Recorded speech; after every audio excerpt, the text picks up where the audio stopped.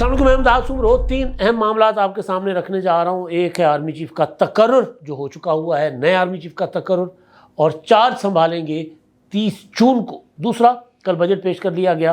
Peoples party हुकूमत से क्यों नाराज़ थी और नाराज़गी ख़त्म हो गई या नहीं, बैकग्राउंड क्या था, पस मंज़र में क्या चल रहा था, और आखिरकार पीपल्स पार्टी ने क्यों ये ऐलान किया कि वो बजट में हिस्सा नहीं लेंगे, बजट के इजलास में शरीक नहीं होंगे, और फिर अलामती शिरकत क्यों की, और फिर और क्या होने जा रहा है कि पीपल्स पार्टी वोट देने का बजट को फैसला कर चुकी है या नहीं, और आज क्या होगा इस ज़मीन में, वो मैं आपके सामने रखने जा रहा हूँ। और एक और चीज़ है, तहरीक इंसाफ सुन्नी इत्तेहाद काउंसिल, वो अच्छे बच्चे क्यों बन गए? उन्होंने कल उधम क्यों नहीं मचाया कौमी असम्बली में, बावजूद इसके कि इमरान खान साहब ने ये हिकमत अमली दी थी, उनको हिदायत की थी कि जनाब आपने ये बजट रोकना है हर सूरत। ये बजट जो है हमारा आखिरी सहारा है, और बजट के दौरान आपने हुकूमत को किसी किस्म का वॉकओवर नहीं देना, किसी किस्म की रियायत नहीं करनी। लेकिन पीटीआई ने ऐसा कुछ नहीं किया जो इमरान खान साहब ने उनको कहा था, या सुन्नी इत्तेहाद काउंसिल, पीटीआई और सुन्नी इत्तेहाद काउंसिल एक ही चीज़ है। तो बहरहाल आर्मी चीफ का तकर्रुर खामोशी से हो गया, उस पर मैं आगे चलकर आपसे बात करता हूँ। जो मेरे पास एक्सक्लूसिव खबर है वो पहले मैं आपके सामने रखने जा रहा हूँ। वो ये है कि कल अचानक खबर आ गई, और वो खबर अचानक मेरे लिए नहीं थी। हम दफ्तर में बैठे हुए थे तो खबर आ गई कि जी पीपल्स पार्टी बजट इजलास में शरीक ना होने का पीपल्स पार्टी ने फैसला किया है। तो मैंने भाई दोस्तों ने पूछा क्या हो रहा है, तो मैंने कहा जी हो जाएंगे शरीक, मामला इनके चल रहे थे, शामिल हो जाएंगे, मान भी जाएंगे। लेकिन बहरहाल मैंने क्योंकि कल एक व्लॉग किया था, परसों एक व्लॉग किया था, परसों बल्कि उसमें, और उससे पहले भी एक व्लॉग किया था, खुर्शीद शाह साहब ने ऐसी बातें की थी। तो पीछे चल क्या रहा था और कल के इजलास में क्या हुआ और उसके बाद आज क्या होगा, ये असल मामला है। हुआ ये कि पीपल्स पार्टी और मुस्लिम लीग नून में जब हुकूमत साजी हो रही थी, और जब पीपल्स पार्टी ने तय किया था कि जी हम नहीं लेंगे अपना वफाकी काबीना में शेयर, हम हुकूमत को सपोर्ट करेंगे, बजट भी पास करवाएंगे, इंपॉर्टेंट कानून साजी में भी हुकूमत का साथ देंगे। लेकिन उस दौरान ये तय हुआ था कि जो तरक्याती मंसूबे होंगे और जो ज़रई शोबा होगा, या उसके अलावा काफ़ी सारी और चीज़ें हैं, तो उन पर हुकूमत जो है, मुस्लिम लीग नून जो है, वो पीपल्स पार्टी के साथ और ख़ास तौर पर और तमाम सूबाई हुकूमतों के साथ मुशावरत के साथ फैसले करेगी। यानी ये शर्त नहीं थी। कल जो इजलास हुआ उस इजलास में बिलावल भुट्टो जरदारी साहब ने अपने इजलास में बताया अपने साथियों को कि ये कंडीशन नहीं थी, ये एग्रीमेंट था, ये पहले से तयशुदा अमर था कि पीएसडीपी की हद तक और दीगर मामलात में वो वफाकी हुकूमत या मुस्लिम लीग नून या वजारत ख़जाना जो है वो चारों सूबों को ऑन बोर्ड लेगी, तमाम सूबों के मंसूबे जो है वो शामिल किए जाएंगे। लेकिन हुआ उसके बरक्स, बिलावल भुट्टो जरदारी ने कहा।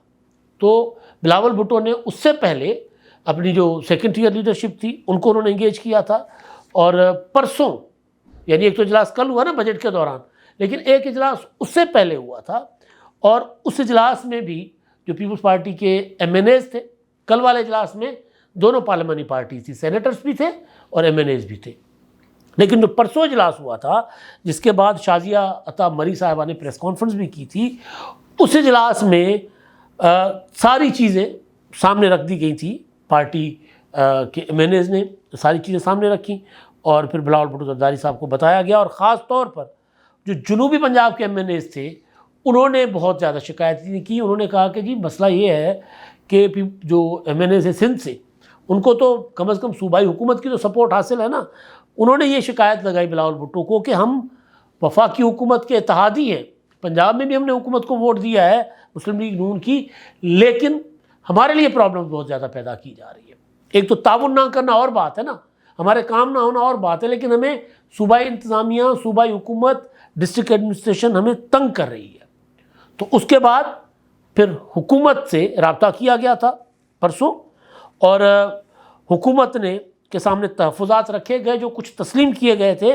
लेकिन उसके बाद फिर शाजिया मरी ने जो प्रेस कॉन्फ्रेंस की थी, फिर खुर्शीद शाह साहब ने भी बात की थी, आपको याद होगा, जिसका मैं जिक्र कर चुका हुआ हूँ। तो उसमें शाजिया मरी ने जो मेजर उनके तहफ़्फ़ुज़ात थे उसके लिए उन्होंने प्रेस कॉन्फ्रेंस करते हुए कहा था, परसों बजट के इजलास से एक दिन पहले उन्होंने कहा था कि जी हमारे तहफ़्फ़ुज़ात हैं और अभी तक हमारे तहफ़्फ़ुज़ात दूर नहीं हुए। और अच्छा, तहफ़्फ़ुज़ात से आगाह कर लिया गया था, तहफ़्फ़ुज़ात हल नहीं हुए थे। मेरे पहले वो गलत अपना नोट्स में मैं जो रखे हुए हैं ना नोट्स, तो उसमें ज़रा गलत पढ़ा गया।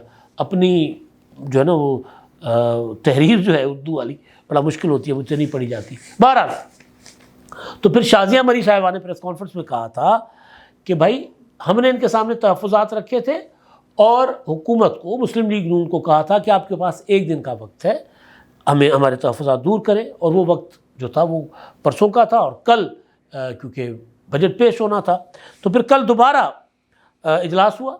बिलावल भुट्टो जरदारी साहब की ज़ेर सदारत दोनों पार्लियामानी पार्टी, सेनेट और कौमी असम्बली, उसमें नवीद कमर साहब ने ब्रीफिंग दी। उन्होंने बताया कि जी कोई हमसे रब्ता नहीं हुआ, कोई मसला हमारा हल नहीं हुआ, सारे मामला जू के दूर पड़े हुए हैं। जो मुआहदा किया गया था, जो प्री एग्रीमेंट था, उस एग्रीमेंट के की खिलाफ वर्जी हुकूमत ने कर ली है। यानी हमें किसी किस्म की जो है वो बजट साजी में हमें शामिल नहीं किया गया, ना हमें एतमाद में लिया गया, ना हमसे सलाह मशवरा किया गया। तो उसके बाद फिर ख़ास तौर पर फिर PSDP का मामला, फिर पीपल्स पार्टी के MNAs ने कहा कि हमारी कॉन्स्टिट्यूंसी तो ज़राअत है, तो ये ज़राअत को तो बिल्कुल लिफ्ट ही नहीं करा रहे, ज़रूरी शोबे को तो उन्होंने कुछ टच ही नहीं किया।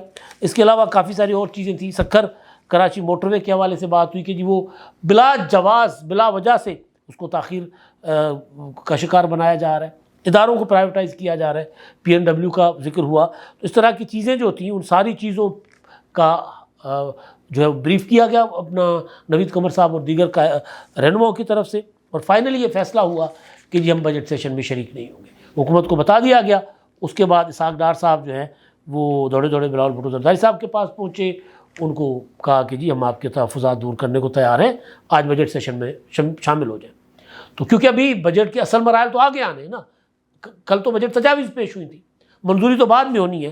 तो बिलावल भुट्टो जरदारी ने कहा कि जी मैं भी शरीक नहीं होऊंगा, हमारी पार्टी ज़्यादातर शरीक नहीं होगी, अलामती तौर पर हमारे चंद रहनुमा जो हैं, बड़े रहनुमा, वो शामिल हो जाएंगे। फिर खुर्शीद शाह साहब, जखरानी साहब और इसी तरह एक आध और पार्टी के जो लीडर हैं वो इजलास में शरीक हुए। और फिर तय ये हुआ कि आज फिर दोबारा मिल बैठेंगे और पीपल्स पार्टी के जो तहफ़्फ़ुज़ात हैं, जो तजावीज़ हैं, उन तजावीज़ को अगर इम्पोर्टेंस नहीं दी जाएगी तो फिर पीपल्स पार्टी जो है हुकूमत के साथ अकॉर्डिंगली बिहेव करेगी। ज़ाहिर है फिर मतलब हुकूमत को प्रॉब्लम होगी ना कि अगर पीपल्स पार्टी वोट नहीं करेगी तो ज़ाहिर है बजट पास होना हो जाएगा मुश्किल। एक तो ये मैंने आपको बैकग्राउंडर बता दिया कि चल क्या रहा था पीपल्स पार्टी और मुस्लिम लीग नून के दरमियान, और पीपल्स पार्टी ने क्यों आंखें रख ली माथे पर। यानी अचानक नहीं हुआ जो कुछ हुआ है, ये पहले से सारी चीज़ें मुस्लिम लीग नून के अकाबरीन के भी इल्म में थी, इसहाक डार साहब के भी इल्म में थी। हो सकता है मोहम्मद औरंगज़ेब साहब जो हैं वो पॉलिटिकल चेहरा तो नहीं है, लेकिन हो सकता है कि उनको भी बता दिया गया हो कि भाई आप हमें लूप में नहीं ले रहे, तो फिर उनके पास उनको भी इस चीज़ की इतलात हो। लेकिन 12 एक तो ये हुआ। कल का इजलास जो था, उमूमन जो जिस लेवल पर PTI चली जाती होती है या जिस लेवल पर जो PTI थी उस तरह की जब अपोजिशन रही है, हालांकि PTI के लेवल की तो कोई अपोजिशन रही नहीं ना, अडंगी खलंडरी, पता ही नहीं होता क्या करना क्या नहीं करना। लेकिन बहरहाल तो बजट सेशन के दौरान नारेबाजी की गई, गो कौन बचाएगा पाकिस्तान, चोर चोर का शोर तो हुआ, लेकिन कोई ऐसा आपने मंजर नहीं देखा कि जिसको आप ये कहें कि जी वो आए आकर अपना जो वज़ीर ख़ज़ाना है उनका घेराव कर लिया हो, वज़ीर आज़म का घेराव कर लिया हो, या फिर स्पीकर का घेराव कर लिया हो, या कापियाँ फाड़ के फेंकी हो। ऐसा कुछ नहीं, डेस्क बजाते रहे, नारे लगाते रहे और स्मूथली बजट पेश हो गया और सर को अपने घर चला गया। अब मैंने ही व्लॉग किया था एक बार नहीं कई बार, जिसमें इमरान खान साहब से जब पार्टी लीडरान मुलाकात करने जाते थे फिर वही बाहर आकर बताते थे कि जी इमरान खान साहब ने कहा है कि जी बजट हमने रोकना है, बजट हमने पास नहीं होने देना। फिर इमरान खान साहब ने ख़ुद भी उनके ट्विटर हैंडल पर भी इस तरह की चीज़ें चलती रही कि जून और जुलाई इंपॉर्टेंट है, जून में हमने इनको दिखा देना है कि कितने भाव बिकती है। तो जून का जो पहला हिस्सा था यानी बजट का पेश करना, उसमें तो PTI ने बिहेव किया। अब उसके पीछे क्या रीज़न है? रीज़न ये है कि आहिस्ता आहिस्ता PTI जो है जिस महाज़ाराई की तरफ जा रही थी उससे पीछे हट रही है। पॉजिटिव भी है ये चीज़, मुज़ाकरात के लिए भी आ रही है, अब इमरान खान ने अपनी बंदूक जो है वो रख ली है महमूद खान अचकज़ई के कंधे पर। मैंने पहले भी बताया था आपको कि अब इमरान खान साहब ने आर्मी चीफ को अपना प्रेशराइज़ करने की कोशिश की, चिट्ठियाँ लिखी, काम नहीं आया। इमरान खान ने चीफ जस्टिस जो है उनको दबाव में डालने की कोशिश की, कुछ नहीं हुआ। इमरान खान को लगा कि जी लोग निकलेंगे, तहरीक चलेगी, कुछ नहीं हुआ। तो फिर इमरान खान साहब को अंदाज़ा हो गया कि कितने पानी में है, लिहाजा उन्होंने फिर फाइनली कहा कि चले मुज़ाकरात हुकूमत से शुरू कर लेते हैं, लेकिन वाया भटिंडा। हम नहीं होंगे फ्रंट पर होंगे महमूद खान अचकज़ई, और हम ये कहेंगे कि जी ये 6 जमाती इत्तेहाद की अक्सरियत का फ़ैसला है, मुज़ाकरात का तो हम अक्सरियत के साथ हैं, इसलिए हम मुज़ाकरात के लिए तैयार हो गए। और फिर उसमें पीटीआई के लोग भी शामिल होंगे मुज़ाकरात में, ज़ाहिर है, क्योंकि मेजर स्टेक्स तो पीटीआई के हैं। महमूद खान अचकज़ई साहब के कितने के स्टेक हैं? तो पीटीआई जो है वो अब तक वो जो सियासत कर रही थी ना, उससे उन्होंने घाटा ही खाया है, नुकसान ही उठाया है। लिहाजा इसी वजह से तहरीक इंसाफ हटी है पीछे। अब आखिरी चीज़ जो है बड़ी दिलचस्प खबर है, और आर्मी चीफ के तकर्रुर की खबर है। जब शुरू में मैंने आपके सामने रखी होगी, जिनको पता नहीं होगा, जिन्होंने ये खबर नहीं सुनी होगी पहले, तो उनको लगा होगा कि मैं पाकिस्तान के आर्मी चीफ के तकर्रुर की बात कर रहा हूँ, लेकिन ऐसा नहीं है।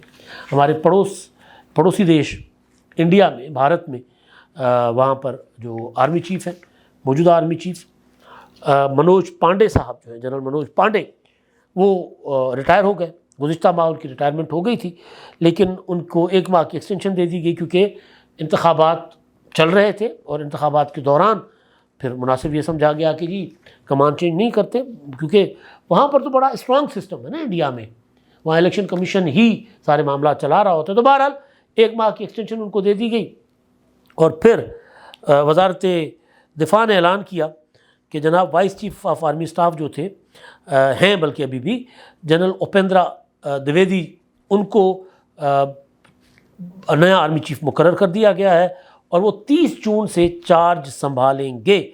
और ये वजारत दिफा ने नॉर्मली एक ऐलान कर लिया, एक नोटिफिकेशन जारी कर दिया, एक बयान जारी कर दिया।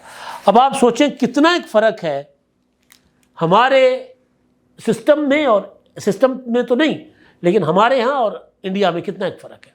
हमारे यहाँ आर्मी चीफ के रिटायरमेंट से 1 साल पहले शोर मचना शुरू हो जाता है, कौन बनेगा आर्मी चीफ, कौन बनेगा आर्मी चीफ। अब ये शोर आपको जून में, अगले जून में, ये भी जो जून आ रहा है, नहीं सॉरी अगले साल जून में ये आपको शोर सुनाई देना शुरू कर देगा। अभी जून में गुजर रहे हैं ना, तो मैं कंफ्यूज हो गया था, अभी जून चल रहा है, तो शोर सुनाई देगा आपको। एक्सटेंशन हो रही है, वो बातें अभी भी चल रही हैं कि आर्मी चीफ आसिम मुनीर को एक्सटेंशन मिल जाएगी, चीफ जस्टिस को एक्सटेंशन मिल जाएगी। लेकिन हमारे यहाँ आर्मी चीफ का जो कि रिटायरमेंट, पहले तो सबसे बड़ा सवाल ये उठता है कि रिटायर होंगे कि नहीं होंगे, एक्सटेंशन मिलेगी। दूसरी, फिर अगले आर्मी चीफ कौन होंगे। फिर उसके लिए मीडिया में, सोशल मीडिया में, ड्राइंग रूम्स के अंदर, इक़्तिदार के ऐवानों में, राहदारियों में, हर तरफ फिर ये चैमगोइयाँ हो रही, फ़िलहाल होगा या फ़िलहाल होगा, फ़िलहाल नवाज शरीफ के करीब है, फ़िलहाल प्रोफेशनल जनरल है, फ़िलहाल आसिफ जरदारी चाहते हैं कि हो जाए, अगर फ़िलहाल हो गए तो इमरान खान को ये नुकसान होगा, फ़िलहाल अगर आर्मी चीफ हो गए तो ये हो जाएगा, वो हो जाएगा। इस तरह की हमारे यहाँ एक माहौल बन जाता है। लेकिन जहाँ सिस्टम होता है ना, वहाँ ये चीज़ें मैटर ही नहीं कर रही होती। सिंगल कॉलम की खबर छप जाती है कि जनाब आर्मी चीफ का तो हो गया, अपना रिटायरमेंट हो गई और नए आर्मी चीफ आ गया। फिलहाल हमारे यहाँ ऐसा नहीं होता। हमारे यहाँ आर्मी चीफ का तकर्रुर यूँ 6 सुर्खियाँ होती हैं, और उससे पहले एक पूरा माहौल बनता है। आपको याद होगा जब ये army chief general Asim Munir साहब आर्मी चीफ बनने जा रहे थे, अंदर खाते के फैसला हो गया था, तो इमरान खान ने उनका तकर्रुर रुकवाने के लिए तहरीक चला दी थी। पूरी तहरीक चली थी, जो इमरान खान साहब ने आखिरी लॉन्ग मार्च किया था 28 अक्टूबर 2022 को, वो था ही आर्मी चीफ का तकर्रुर रुकवाने के लिए था, उसका और कोई मकसद नहीं था। लेकिन इंडिया में देखें, सुकून के साथ इलेक्शन भी हो गए, मोदी तीसरी बार वज़ीर आज़म भी बन गए, इलेक्शन के बाद सब नॉर्मल, सब अपने अपने घर खुश हैं। अब हर कोई आने वाले इंतखाबात की तैयारी कर रहा है, और आर्मी चीफ भी नए आ गए। हम ऐसा नहीं है, हम बहुत मुख्तलिफ हैं। हमारे यहाँ एक एक चीज़ अनोखी है, एक एक चीज़। मतलब आप सोचें ना कि टीम इंडिया से हार जाती है, और एक साहब अदालत में चिट्ठी पिटीशन लेकर जाते हैं कि जी इनके ऊपर बगावत का मुकदमा दर्ज करें, क्रिकेटरों के ऊपर भी और क्रिकेट बोर्ड के इंतजामिया के ऊपर भी। और वो जज जो हैं, अदालत जो है वो SHO को कहती है कि जी हाँ रिपोर्ट ले आए ना ज़रा 21 जून को। तो बहुत डिफरेंट है उनसे। तो ये पाकिस्तान के आर्मी चीफ का मैं आपको नहीं बता रहा था, आपको लगा ये होगा कि मैं पाकिस्तान के आर्मी चीफ की बात कर रहा हूँ। मेरे प्रोड्यूसर जो बैठे हैं वो भी, उन्होंने भी आंखें फाड़ ली कि हैं आर्मी चीफ नया आ गया। नया नहीं आया, इंडिया में नया आया। हमारे पास मौजूदा आर्मी चीफ अपनी मुद्दत तक तो रहेंगे, उसके बाद फैसला होगा कि इनकी एक्सटेंशन होगी या नए आर्मी चीफ आएंगे। अब तक के लिए इतना ही। अल्लाह।